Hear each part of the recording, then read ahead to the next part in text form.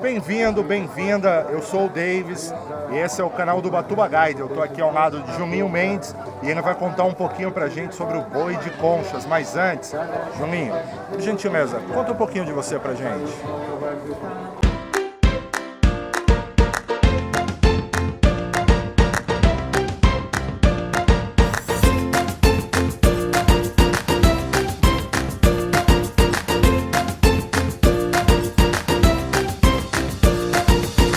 Inscreva-se, youtube.com/ubatubaguide. Receba as boas-vindas do paraíso. Eu sou um caiçara, né, de gerações, né, nascido e criado aqui em Ubatuba, aqui nesse litoral. Meu pai caiçara, minha mãe, meus avós, e a gente tem essa cultura naturalmente de nascença, né, de vivência, né? Então a gente, desde criança, a gente viu muitas culturas de Ubatuba, pessoas da nossa comunidade caiçara, naturalmente fazendo as suas manifestações folclóricas e culturais, né? Então eu vi espontaneamente, por exemplo, uma folia... Cresci vendo, né? Uma folia de reis, uma folia do divino, o boi bumbá, né? Blocos carnavalescos bem típico de Ubatuba. Então eu cresci vendo isso. Marchinhas, né? Marchinhas. Você é compositor, aliás, né? Também compositor. Então tudo consequência do que eu nasci, criei e vi dos antigos caiçaras, né? Mas chegou um determinado momento que essas manifestações, né, foram fragilizando, foram até acabando, né? No caso, o boi bumbá teve um momento de auge aqui em Ubatuba, com vários grupos de boi bumbá, né? Não um boi bumbá, daquele boi bumbá que acontece lá no Maranhão, né? Mas aí, apesar que foi um maranhense que trouxe a história do boi bumbá aqui para Ubatuba, mas aqui tomou uma outra forma, né? Tomou uma outra forma e os caiçaras daqui começaram a fazer o boi bumbá de uma forma caiçara, com um instrumental próprio, com um boizinho, elementos da natureza de Ubatuba, e eu vi todo esse desenvolver, né? E de um momento da época, da vida, o que aconteceu? Essas coisas, o pessoal foi morrendo, né? Foram esquecendo e chegou um determinado momento, acabou um pouco essas manifestações. Folia de Reis a gente já não tinha mais, então eu como folclorista, o que eu gosto, isso aí está no meu sangue, né? Já é um dote que eu trago do meu avô, Lindolfo Inácio Pereira, que era um grande folião, carnavalesco e seresteiro, tocava instrumento de corda e tudo. Então eu puxei esse lado dele e com esse conhecimento, eu vendo muitas coisas sendo... Tendo assim um determinado fim, assim, uma coisa, eu voltei a resgatar isso aí, né? Eu com outros amigos, não falo só de mim, tem outros amigos que participam. Mas enfim, a gente começou a trazer algumas coisas de volta, no caso Ainda bem. A folia de reis, né? A folia de reis, a gente tem um grupo de folia de reis, que é o grupo Cantamar, é um grupo de músicas regionais, com músicas de raiz que a gente se apresenta, e esse mesmo grupo a gente transforma no mês de dezembro numa folia de reis, resgatando aquilo que tínhamos antes, né? E hoje nós temos aqui, graças a Deus, vários grupos já voltaram, né? Descendentes desses caiçaras antigos, grupo de folia de reis. Sim, tá voltando a cena, voltando a força, as pessoas estão vendo que tá tendo iniciativa e estão... Porque um puxa o outro, isso, um exatamente. Puxa o outro, né? E não pode deixar morrer. Não pode deixar morrer. Desculpa te cortar um pouquinho. Eu ando pela cidade toda, né, para documentar os atrativos naturais, as manifestações culturais. A gente vai entrar ainda na comunidade, esse primeiro estágio é documentar tudo, mas eu já tenho a privilégio aqui de estar é uma oportunidade que eu não vou perder. Qualquer pessoa sensata não perderia. Que bom. Obrigado, viu? Não, isso... A gente anda e vê que tem as manifestações, né, pontuais nos bairros, Puruba, né, a gente vê o Botumirim, A gente vê que tem, mas é bem local, né? Há pouca divulgação também, né? Tudo isso é um contexto que tem que faz com que a coisa... Mas hoje em dia, por exemplo, hoje em dia a gente tem, né, o próprio pessoal do Puruba, lá, do descendentes do saudoso seu Dito Fernandes, eles mantêm até hoje, aqui no litoral, o único grupo de congada, né? O fandango é o quê? O Guatimirim, né? O fandango agora, o Mário Gato, né? O Mário Gato, o Marinho, o pessoal lá do Prumirim, o Bacurau. Foram criando vários grupos de fandango e hoje nós estamos fortes. Já resgataram, né? Através do Mário Gato, do pessoal do Prumirim. Resgatar, e hoje está mais forte, fortalecido essa cultura do fandango. Nos eventos do calendário a gente sempre vê o fandango inserido. Fandango, a gente tem o nosso grupo, tem a dança da fita lá do pessoal do Itaguá, através do Elvio. A dança da fita era uma dança também que muito tradicional em Ubatuba, né? Que também chegou uma época, deu uma diminuída, mas agora está forte de novo com o Elvio. Então, eu acho que aqui de todo o litoral norte de Ubatuba é a cidade que assim está mais ativo, né? Buscando, resgatando as coisas que os nossos ancestrais faziam, né? O boi de concha, você quer que eu fale? Você pode contar um pouquinho pra gente mesmo? Vou contar sobre É uma variação do boi bumbá? Eu digo que não, pelo seguinte, assim, a gente, como eu falei para você, o boi bumbá veio para o Ubatuba através do maranhense, né? Mas o boi de concha específico é uma história que não tem nada a ver com a história que é contada lá no Maranhão. Né? Você pode contar pra gente? Então, a nossa história aqui é o seguinte, nós tínhamos aqui em Ubatuba um matadouro, né? Esse matadouro, o pessoal lá do Alto da Serra, de Catuçaba, São Luís, em determinada época, durante o ano inteiro, mensal, semanalmente, eles traziam animais e mercadorias de lá, né, para ser vendido aqui em Ubatuba.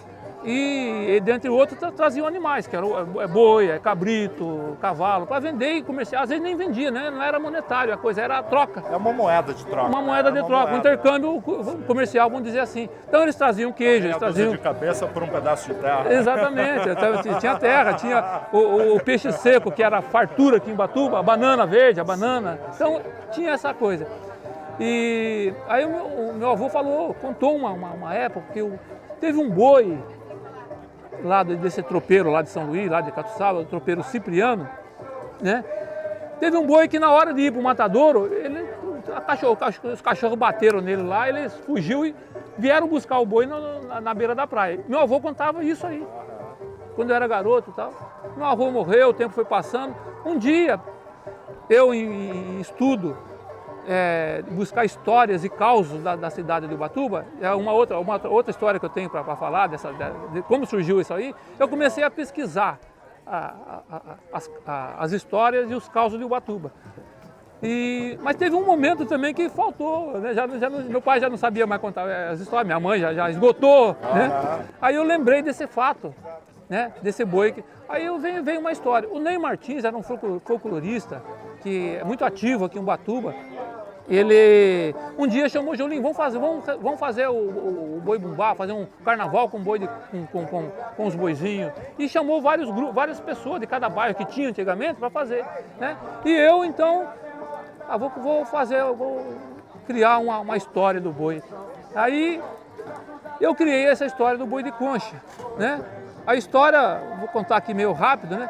Esse tropeiro Cipriano, saindo de Ubatuba, indo para São Luís, chegou lá em seu sítio e encontrou um boizinho recém-nascido. Aquele boizinho olhou para o Cipriano olhou para o boizinho deu um mugido diferente do normal. Cipriano olhou aquele mugido, aquele boi. O seu mugido está parecendo o mugido de um ratambufe. E o que é um ratambufe? Ratambufe foi um instrumento feito por um caiçara aqui em Ubatuba, chamado Domingos Anagro, para brincar o carnaval. Eles criaram uma chamada banda cipó e os instrumentos tudo era feito, com cipó, com bambu, com material do mato.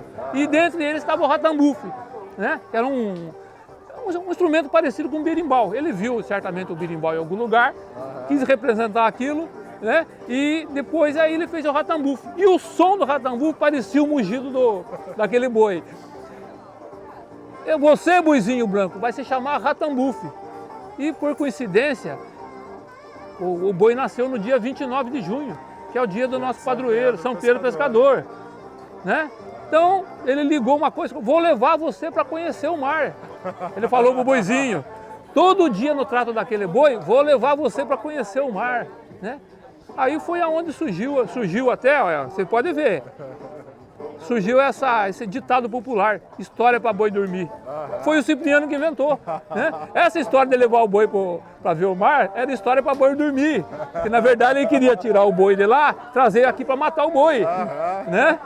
Então, mas ele nunca falava para os animais dele que ia trazer o boi, os animais para ser morto. Ele disse, não, vou levar vocês, ele tinha até esse cuidado, para ver o mar, para ver, né? E esse boi, então, de tanto... um final de semana agradável. Comeu Naquela época, a Ilha das Couves não era o foco. Não era o foco. Então, aquele boi especial, por ser um boi assim, vamos dizer, santuoso, né? Por ter nascido num dia santo, num dia de São Pedro Pescador, aquele boi, de tanto ouvir o Cipriano falar que ia levá-lo para conhecer o mar, ele foi criando uma ilusão. E o boi cresceu. Chegou um certo dia, o boi já pronto para o abate, peso bom, chamou a tropa e trouxeram o boi e as mercadorias para... Chegando aqui, descendo a serra e chegando ali onde era o matador, em frente onde hoje é a rua, onde hoje é a prefeitura municipal, naquele largo ali, né? Ali era próximo do matadouro. Esse boi, então, já sentindo o clima, o ar do mar, a maresia, né? Sentindo toda aquela... Ele, em vez de ir para o matadouro, como o vovô falou, ele foi para o mar. Mas esse estava focado em ir para o mar, esse boi. Então ele foi para o mar. E os tropeiros, vendo que o boi estava fugindo do destino, que era a morte, né? Ser morto e ser vendido a carne, começaram a laçar o boi. Mas que nada, o boi quando quer, ele sabe a força que tem. E não deu confiança. Chegou na beira da praia, aqui na Praia do Cruzeiro, ainda tem ali o nome certo é Praia do Ipiruígue, mas tem o Cruzeiro porque é um símbolo. O farol do Cruzeiro, o farol da Barra. Exatamente, porque ali tem a cruz, né? Que é a cruz de Anchieta, né? Enfim, o boi chegou, viu aquela imensidão de mar, abaixou, se joelhou, lambeu aquela água, sentiu aquela água salgada e admirou aquele mar que ele tanto ouvia falar, né? E, como se fosse um marinheiro hipnotizado pelo canto de uma sereia, esse boi também parece que ouviu algum canto chamando ele para entrar no mar, né? E o boi então foi entrando no mar, foi entrando, e os tropeiros, volta ratambufo, volta, que nada, o boi estava destinado a ir para o mar. Bom, o boi sumiu, né? Não apareceu couro, não apareceu berro, nem chifre, nem rabo, nem nada do boi. Né? Desapareceu e ficou um tumulto na cidade, né? De conversa, que fim levou o boi do Cipriano que sumiu no mar. Se morreu, tinha que aparecer o corpo em algum lugar e não apareceu. Passou uma semana, passou um mês, passou 1 ano, 2 anos, 3 anos, 4 anos. Vovô Lindolfo, meu avô, morava ali na beira da Praia do Cruzeiro, né? E ele, como seresteiro, num domingo, no final de semana, ele pegava a viola e ia para debaixo daquela amendoeira tocar o seu violão, fazer composições, tocar uma seresta e tudo. Um dia, então, ele viu sair do mar um vulto. Olhou aquele vulto, pensava que era uma canoa, um canoeiro, um barco qualquer, né? De repente, firmou a vista e viu que aquele movimento de água era o boi que estava voltando do mar. Ele estava saindo do mar. Um boi já... Ele reconheceu o boi pela mancha na testa, formato de uma concha. Só que agora aquele boi, que era o boi do Cipriano, era um boi branco, que tinha totalmente branco, só tinha o rabo preto e uma mancha na testa, no formato de uma concha, né? Na testa. Ele reconheceu, é o boi do Cipriano, só que de tanto tempo o boi morando no mar, criou craca, criou marisco, né? Criou sapinhauá, criou mexilhão, saquaritá. E em volta do boi, peixes, camarões, lagostas, sereias. O vô ficou alucinado, ficou admirado com aquilo lá. largou a viola, saiu gritando para casa. Malvina, Malvina, Malvina, minha avó, a mulher dele. Malvina, Malvina, Malvina. Tudo assustado. O que foi, Lindolfo? Eu vi o boi voltou. O boi... Que boi voltou? Malvina, você não lembra do boi do Cipriano, que o boi foi embora? Eu lembro, lógico que eu lembro. Mas foi quanto tempo isso? Agora o boi vai voltar do bar, Lindolfo? Você bebeu, Lindolfo, você bebeu. É? Malvina, você sabe que eu não bebo, Malvina. Aí Malvina, vovó Malvina fala, então foi a pimenta daquele pirão que você comeu hoje cedo que fez mal pra você. Né? Você tá alucinado com a pimenta do... Não, Malvina, eu vi, o boi tava tocando minha viola, o boi saiu do mar, vamos lá ver, vamos lá ver. Tava tocando a viola, né? Tava tocando viola. Aí, vamos lá pra ver o boi. Pegou a vovó Malvina pelo braço, arrastou meio a força e levou lá. Aí, Malvina, tá vendo a pegada do boi por aqui? Tô vendo, mas cadê o boi? Não tô vendo o boi. Não tô vendo o boi. Malvina, cadê o boi, Lindolfo, que você falou? Aí ele viu a viola, pegou a viola e começou a tocar. Aí o boi apareceu de novo. Aí a vovó acreditou. E é isso que essa aparição, né? Depois dessa primeira aparição para o meu avô, outros pescadores, tem pescador que vai de barco, de canoa, larga a rede e leva, tem pescador que é instrumentista, leva, enquanto a rede está pescando, ele fica compondo, fica tocando.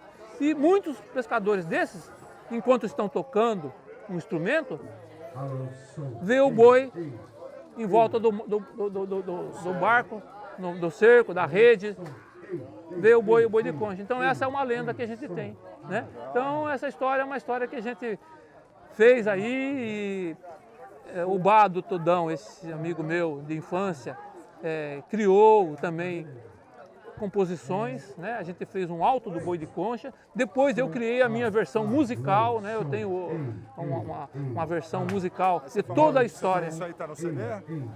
É um outro CD. Eu tenho 4 CDs, né? A gente tem 4 CDs. E um específico da lenda do boi de concha. Vou passar para você depois. E aí a gente fez todo um movimento cultural em cima dessa história com o Bado Tudão. A gente parou um tempo, agora estamos retomando de novo, né? Então agora já vamos para o segundo ano, retomando o segundo ano esse ano. No mês de junho a gente faz toda a encenação com esse grupo que você viu aí.